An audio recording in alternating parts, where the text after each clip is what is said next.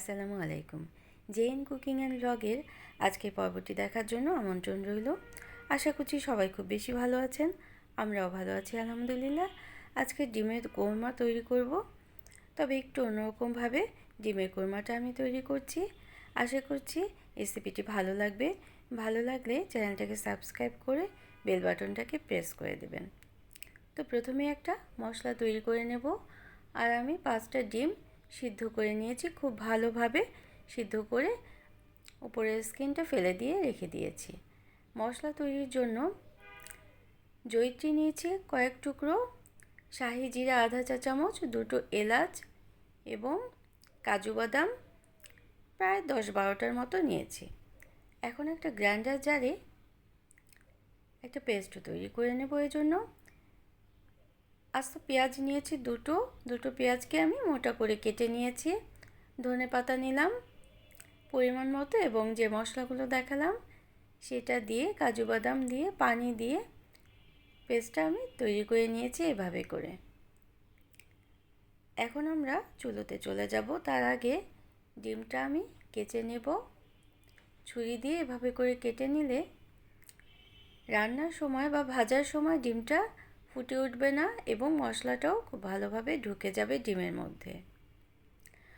তো আমি তেল দিয়ে এবং ঘি দিয়ে আজকে রান্নাটা করব। আপনারা চাইলে সাদা তেলটাও ব্যবহার করতে পারেন। ভেজে নেব ডিমটা। এর জন্য সামান্য লবণ আর মরিচের গুঁড়ো দিয়ে, মরিচের গুঁড়োটা দিলে ডিমের রঙটাও সুন্দর আসে এবং খেতেও ঝাল ঝাল স্বাদ হয়, অনেকটাই ভালো লাগে আমার কাছে মনে হয়। তবে এটা যার যার পছন্দ অনুযায়ী এভাবে না ভেজেও রান্না করে নেওয়া যেতে পারে ডিমের কোরমাটা। তো আমি ডিমটা এভাবে করে ভেজে উঠিয়ে রাখবো। তো আমার রেসিপিগুলি ভালো লাগলে একটা লাইক দিয়ে দেবেন, প্রয়োজনে কমেন্ট করবেন আর শেয়ার করতে পারেন ফ্রেন্ডস অ্যান্ড ফ্যামিলির সাথে। যারা নতুন আজকে চ্যানেলটাকে ভিজিট করছেন তারা চ্যানেলটাকে সাবস্ক্রাইব করে বেল বাটনটা প্রেস করে দিতে পারেন। তো আমি এই তেলের মধ্যেই 1 টেবিল চামচ পরিমাণ ঘি দিয়ে দিলাম এবং একটা তেজপাতা মাঝখানে ছিঁড়ে এবং 1 টুকরো দারচিনি দিয়ে দিলাম এবং 1 চা চামচ পরিমাণ আদা রসুনের পেস্ট দিয়ে সামান্য পানি দিয়ে আমি মশলাটা ভুনে নেব। সামান্য ধনে গুঁড়ো এবং জিরে গুঁড়ো দিয়েছিলাম। তারপর আমরা আদা রসুন পেস্টটা দিয়ে ভেজে নেব। তারপর যে মশলাটা আমরা তৈরি করে রেখেছিলাম, যে পেস্টটা গ্রাইন্ডার জারে পেস্ট করেছিলাম, সেটা দিয়ে দিলাম এবং গ্রাইন্ডার জারটা ধুয়ে পানিটা দিয়ে দিলাম। খুব বেশি পানি কিন্তু আমরা ব্যবহার করব না আজকের এই ডিমের কোরমা রান্নাতে। মশলা কষানোর জন্য যে পানিটুকু দরকার শুধু সেটুকু দেব এবং দুধ দিয়ে দেব। দুধ দিয়ে আজকের এই রান্নাটা আমি ঝোল তৈরি করব। তো এভাবে ডিমের কোরমাটা তৈরি করলে স্বাদটা হবে কিন্তু অতুলনীয়। এভাবে করে তৈরি করবেন এবং কমেন্ট করে আমাকে জানাবেন কেমন লাগলো। খিচুড়ির সাথে তো পুরোপুরি জমে যাবে, তাছাড়া গরম ভাতের সাথেও অনেকটাই ভালো লাগবে এই ডিমের কোরমার রেসিপিটি। তো আমি লবণ দিয়ে দিলাম পরিমাণ মতো। লবণ দিয়ে কিছুটা সময় নেড়ে নিতে হবে। এই পেস্টের মধ্যে ডিমগুলোকে কিছুটা সময় নেড়ে নিতে হবে। ডিমের কোরমা কিন্তু আমরা অনেকভাবেই তৈরি করতে পারি, তবে এই ধনেপাতার স্বাদযুক্ত যে ডিমের কোরমাটা একটু হলেও ভিন্ন মাত্রা যোগ করবে। একবার এভাবে তৈরি করে দেখবেন। তো ঝালের জন্য আজকে আমি কাঁচামরিচ দিব এবং গোলমরিচের গুঁড়ো দেব। সাদা গোলমরিচের গুঁড়োটা সবার শেষে দিয়ে দেব।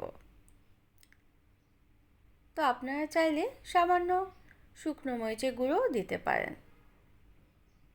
এর জন্য আধা চা চামচ পরিমাণ চিনি দিয়ে দিলাম এবং 1 চা চামচ ঘি ছড়িয়ে দিলাম।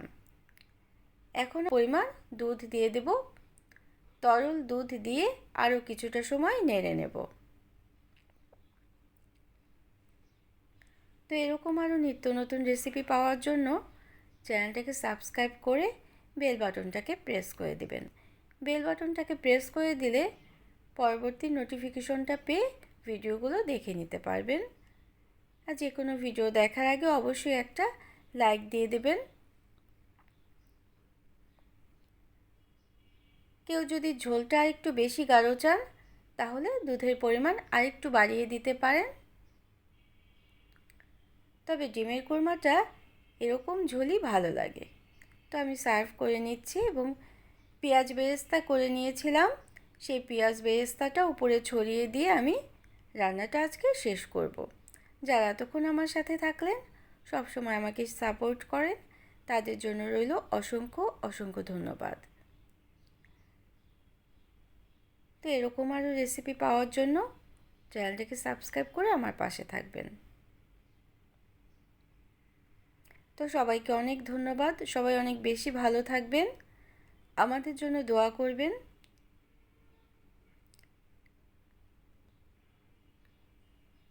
Thanks for watching.